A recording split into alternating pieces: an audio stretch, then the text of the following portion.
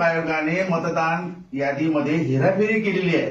ती हेराफेरी आता राहुल गांधीने शोधून काढलेली आहे, सगळी कागदोपत्री, आणि ती कोर्टासमोर, सुप्रीम कोर्टासमोर हजर केलेली आहे बरं का. तर त्याचा आता लोकांना पटलं की राहुल गांधी राईट पाथवर आहे, म्हणजे डॉक्युमेंटरी पुरावा कोर्टासमोर दिला. आणि कोर्टाने पण सांगितलं निवडणूक आयुक्ताला, जो कोणी ज्ञानेश कुमार नावाचा माणूस आहे ते टाळाटाळ करीत आहेत.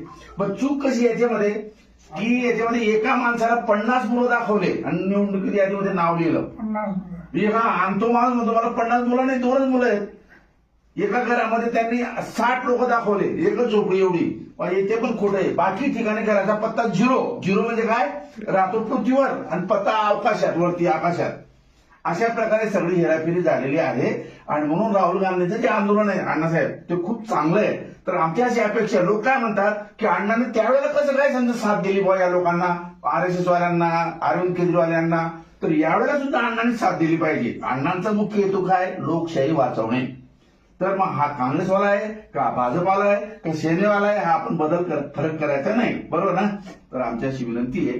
लोक असं म्हणतात अण्णा तुम्ही आता शांत झोपलेले आहेत, काँग्रेसच्या वेळेला तुम्ही आंदोलन केलं होतं. माझं असं म्हणणं आहे, आमच्या अण्णा आंदोलन करायला आधी तयार आहेत, फक्त त्यांची परिस्थिती खराब आहे, वय झालंय. आणि अण्णांनी जर समजा त्यांच्या आयुष्यामध्ये 8 कायदे बनवले, मग देश